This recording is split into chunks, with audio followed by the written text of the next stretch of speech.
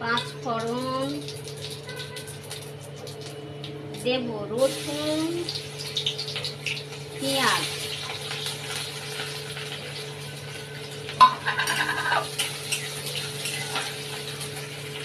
নুন হলুদ মাখানো চিংড়ি মাছ, নুন হলুদ মাখানো চিংড়ি মাছ।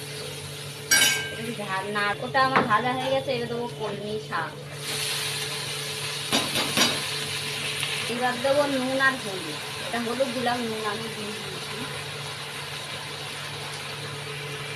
ঢাকা দিয়ে দেবো। একই রকম শাক খেতে ভালো লাগে না, একটু ঘুরিয়ে ফিরিয়ে খেলে ভালো লাগে। হোক, এটা শাকটা আমার হয়ে গেছে, আমি নামিয়ে নেবো। দেখো এইরকম হবে, এটা এরকম করে খেয়ে দেখো, ভালো লাগবে খেতে। একঘেয়ে শাক ভালো লাগে না খেতে, ঘুরিয়ে